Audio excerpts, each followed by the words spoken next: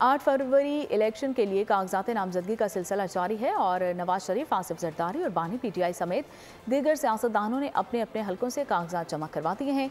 किस सियासतदान ने कहां फॉर्म जमा करवाए हैं, जानते हैं इस रिपोर्ट में। किसने कहां से कागजात नामजदगी जमा कराए, बोल न्यूज ने तफसीलात हासिल कर ली। नून लीग के कायद नवाज शरीफ 2 हलकों से मैदान में उतरेंगे। मानसहरा NA-15 में कागजात जमा करा दिए, जबकि लाहौर कागजात नामजदगी हासिल कर लिए गए हैं, ताहाल जमा नहीं हुए। बानी पीटीआई ने हल्का NA नवासी मियां वाली से कागजात नामजदगी जमा कराए। साबिक सदर आसिफ अली जरदारी ने नवाब शाह के हल्का NA 207 से फॉर्म जमा कराए। साबिक वजीर आजम शहबाज शरीफ ने कसूर के हल्का 132 से कागजात दिए हैं। JUI के सरबराह मौलाना फजलुर रहमान ने लियारी के हल्का 239 में फॉर्म जमा करा दिए। अमीर जमात इस्लामी लोदीर के हल्का NA 7 से इलेक्शन लड़ने का इरादा रखते हैं। MQM रहनुमा फारूक सत्तार ने NA 240 में फॉर्म जमा करा दिए। साबिक वजीर आला सिंध मुराद अली शाह अपने आबाई हल्के 7 से इलेक्शन लड़ेंगे। नून लीग के रहनुमा आबिद शेर अली फैसलाबाद के हल्का 102 से मैदान में उतरेंगे। इस्तेहकाम पार्टी के सदर अलीम खान ने NA 147 से कागजात जमा कराए। PTI पार्लियामेंटेरियन के सरबराह परवेज खटक हल्का 33 से इलेक्शन लड़ेंगे। वो कौमी असेंबली के साथ 2 सूबाई हलकों से भी इलेक्शन में हिस्सा लेंगे। नून लीग के रहनुमा अता तारड़ ने NA 77 से कागजात नामजदगी जमा कराए। पीपल्स पार्टी के नदीम अब्दुल चंद सरगोदा के 2 हलकों से इलेक्शन में हिस्सा लेंगे। NA 82 और NA 86 से कागजात नामजदगी जमा करा दिए।